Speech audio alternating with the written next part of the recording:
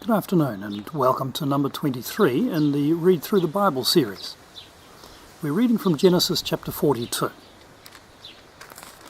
Now when Jacob learned that there was grain for sale in Egypt, he said to his sons, "Why do you look at one another?" He said, "Behold, I've heard that there is grain for sale in Egypt. Go down and buy grain for us there, that we may live and not die." So 10 of Joseph's brothers went down to buy grain in Egypt. But Jacob did not send Benjamin, Joseph's brother, with his brothers, for he feared that harm might happen to him. You see, Benjamin was Rachel's other boy. Jacob, of course, had 4 wives, Rachel, Leah, Zilpah and Bilhah. As far as Jacob was concerned, Joseph had been killed by a wild animal. So Benjamin was the only son left to Jacob of Rachel, the wife he loved the most. So he feared that harm might happen to Benjamin, so he kept him with him. Thus the sons of Israel came to buy among the others who came, for the famine was in the land of Canaan. Now Joseph was governor over the land. He was the one who sold to all the people of the land. And Joseph's brothers came and bowed themselves before him, with their faces to the ground. Joseph saw his brothers and recognized them. Now you realize it's 22 years since his brothers have been with him. 22 years since he's last seen his brothers, but he recognizes them. But he treated them like strangers and spoke roughly to them. "Where do you come from?" he said. They said, "From the land of Canaan, to buy food."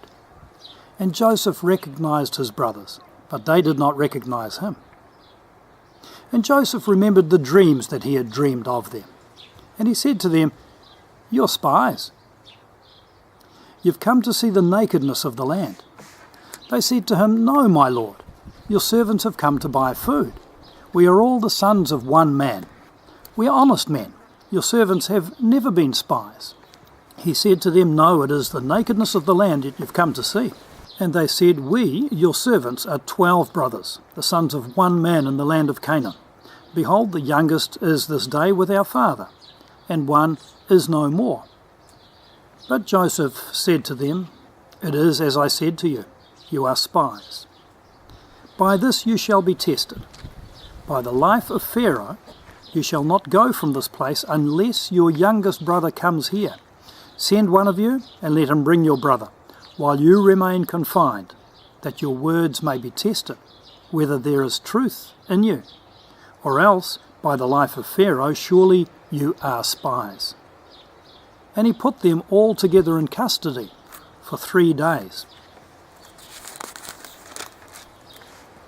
On the 3rd day Joseph said to them, "Do this, and you will live, for I fear God. If you are honest men, let one of your brothers remain confined where you are in custody, and let the rest go and carry grain for the famine of your households, and bring your youngest brother to me. So your words will be verified, and you shall not die." And they did so. Then they said to one another, "In truth we are guilty concerning our brother, in that we saw the distress of his soul when he begged us, and we did not listen. That is why this distress has come upon us." They're still remembering 22 years ago when they sold Joseph to the Ishmaelites to take down to Egypt. And Reuben answered them, "Did I not tell you not to sin against the boy? But you did not listen. So now there comes a reckoning for his blood." They did not know that Joseph understood them, for there was an interpreter between them. Then he turned away from them and wept. And he returned to them and spoke to them. And he took Simeon from them and bound him before their eyes. And Joseph gave orders to fill their bags with grain, and to replace every man's money in his sack, and to give them provisions for the journey. This was done for them. Simeon was the second oldest. Joseph would have realized Reuben wasn't there when he got sold to Egypt 22 years ago. So the second oldest should have been the one who took charge and said, no, we shouldn't be selling Joseph. But Simeon didn't. Remember, Simeon and Levi were ruthless men. They had murdered a whole town, all the males, because of the rape of Dinah, their sister. It was those two. So Simeon was a ruthless man, and Joseph would have recognised that in him, most probably. So, and twofold, Simeon is kept back. Then they loaded their donkeys with their grain and departed. And as one of them opened his sack to give his donkey fodder at the lodging place, he saw his money in the mouth of his sack. At this their hearts failed them, and they turned, trembling to one another, saying, "What is this that God has done to us?" When they came to Jacob their father in the land of Canaan, they told him all that had happened to them, saying, "The man, the lord of the land, spoke roughly to us, and took us to be spies of the land. But we said to him, 'We're honest men. We've never been spies. We are 12 brothers, sons of our father. One is no more. And the youngest is this day with our father in the land of Canaan.' Then the man, the lord of the land, said to us, 'By this I shall know that you're honest men. Leave one of your brothers with me, and take grain for the famine of your households, and go your way. Bring your youngest brother to me. Then I shall know that you're not spies, but honest men. And I will deliver your brother to you, and you shall trade in the land.' As they emptied their sacks, behold, every man's bundle of money was in his sack. And when they and their father saw their bundles of money, they were afraid. And Jacob their father said to them, 'You have bereaved me of my children. Joseph is no more, and Simeon is no more,' meaning he's a captive in Egypt. 'And now you would take Benjamin. All this has come against me.' Then Reuben said to his father, 'Kill my 2 sons, if I do not bring him back to you. Put him in my hands, and I will bring him back to you.'" What a silly thing to say, as if the grandfather would kill 2 of his grandsons. But he said, "My son shall not go down with you, for his brother is dead," meaning Joseph. Jacob thinking Joseph is dead. "And he only is the only one left," of course the only one left to Rachel. "If harm should happen to him on the journey that you are to make, you would bring down my grey hairs with sorrow to Sheol." Chapter 43. Now the famine was severe in the land, and when they had eaten the grain that they had brought from Egypt, their father said to them, "Go again, buy a little food." But Judah said to him, "The man solemnly warned us, saying, 'You shall not see my face unless your brother is with you. If you will send our brother with us, we will go down and buy your food. But if you will not send him, we will not go down. For the man said to us, "You shall not see my face unless your brother is with you." Israel said, "Why did you treat me so badly as to tell the man you had another brother?" They replied, "The man questioned us carefully about ourselves and our kindred, saying, 'Is your father still alive? Do you have another brother?' What we told him was an answer to these questions. Could we in any way know that he would say, 'Bring your brother down'?" And Judah said to Israel his father, "Send the boy with me. We will arise and go, that we may live and not die, both we and you and also our little ones. I will be a pledge for his safety. From my hand you shall require him. If I do not bring him back to you and set him before you, then let me bear the blame forever. If we had not delayed, we would now have returned twice." Then their father Israel said to them, "If it must be so, then do this. Take some of the choice fruits of the land in your bags, and carry a present down to the man, a little balm and a little honey, gum, myrrh, pistachio nuts and almonds. Take double the money with you. Carry back with you the money that was returned in the mouth of your sacks. Perhaps it was an oversight. Take also your brother and arise. Go again to the man. May God Almighty," that's El Shaddai, "grant you mercy before the man, and may he send back your other brother and Benjamin. And as for me, if I am bereaved of my children, I am bereaved." So the men took this present, and they took double the money with them, and Benjamin. They arose and went down to Egypt and stood before Joseph. When Joseph saw Benjamin with them, he said to the steward of his house, "Bring the men into the house, and slaughter an animal, and make ready, for the men are to dine with me at noon." The man did as Joseph told him, and brought the men to Joseph's house. And the men were afraid, because they were brought to Joseph's house. And they said, "It is because of the money which was replaced in our sacks the first time that we are brought in, so that he may assault us and fall upon us and make us servants and seize our donkeys."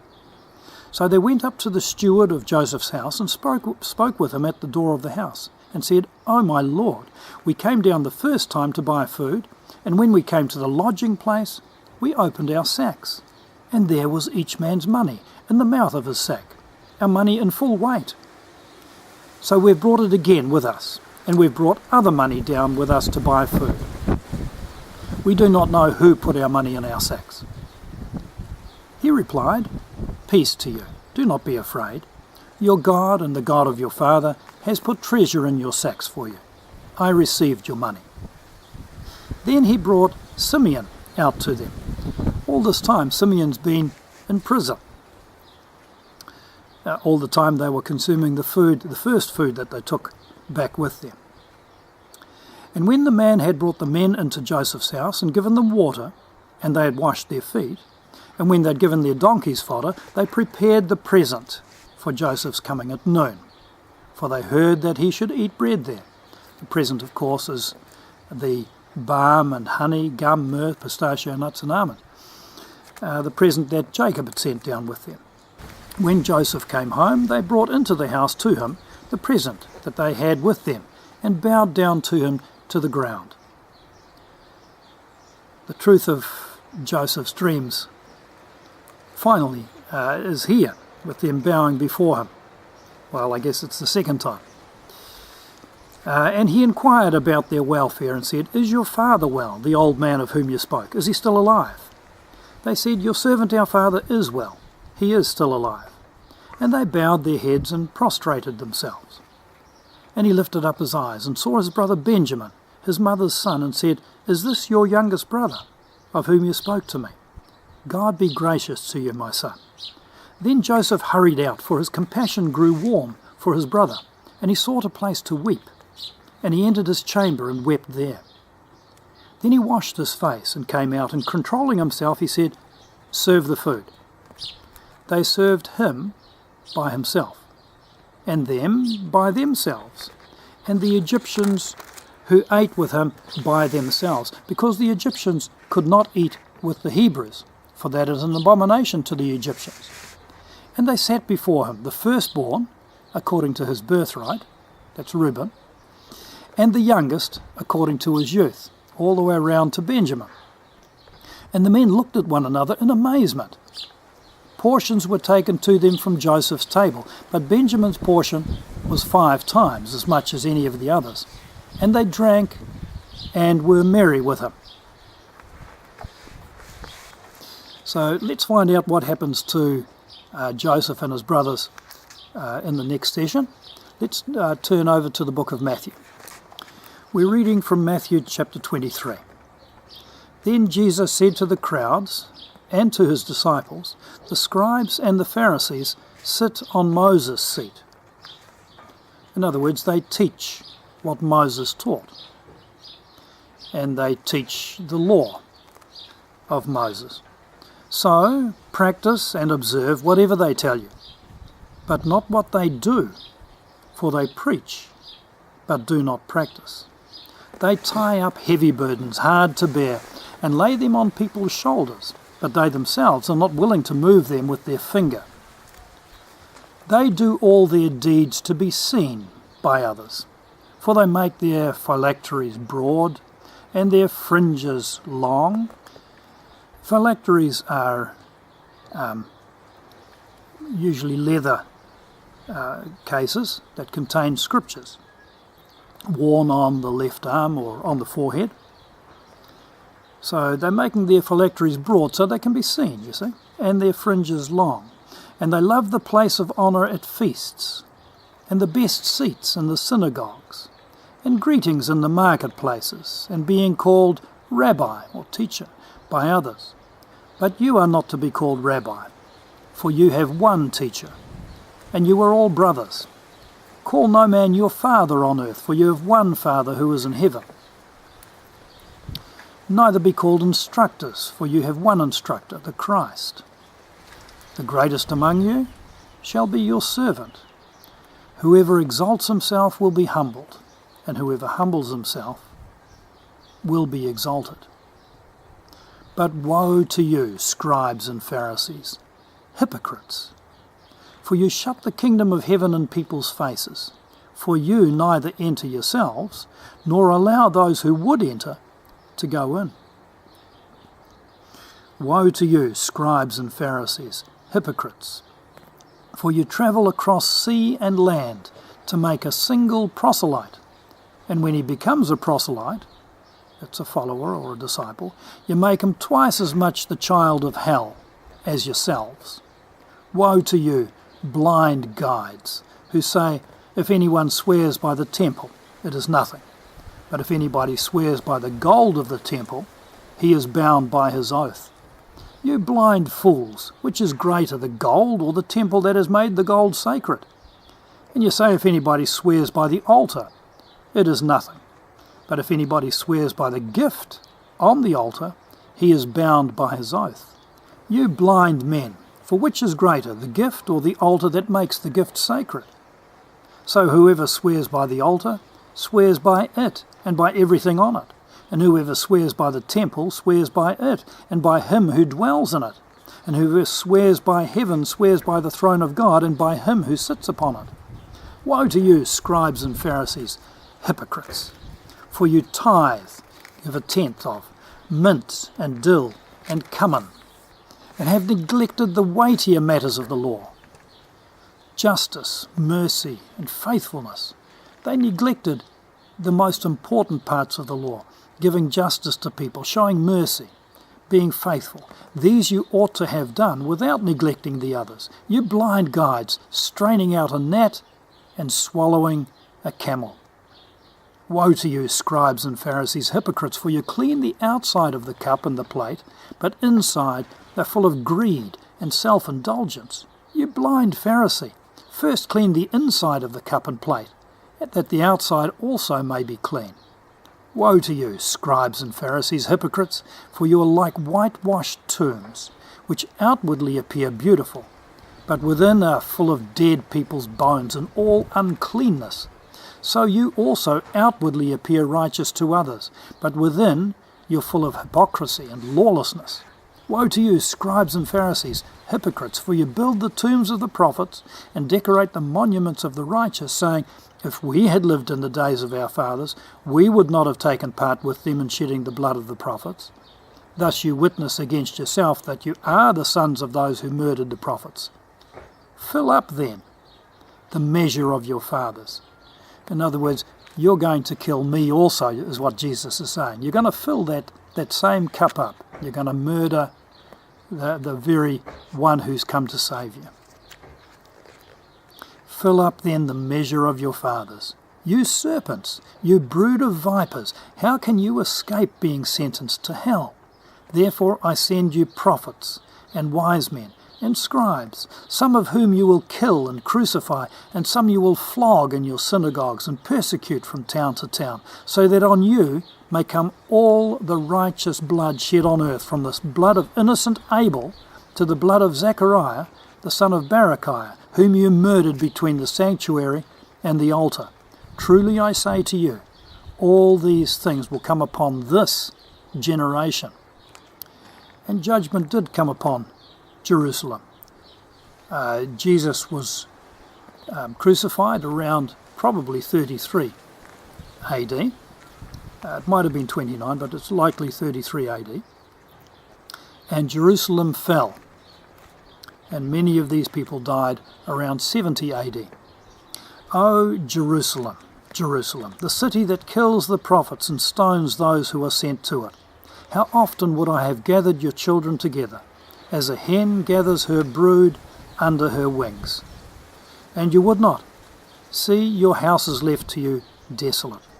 For I tell you, you will not see me again until you say, Blessed is he who comes in the name of the Lord. And it seems that that still has to happen. Jesus will come again. He's foretold that.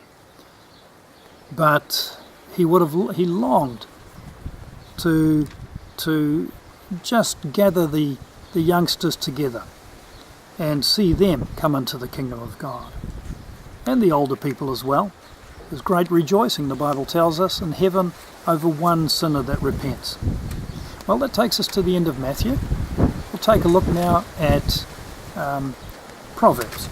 We're looking at Proverbs chapter 6 from verse 20 to the end of the chapter. And again, it's a warning against adultery.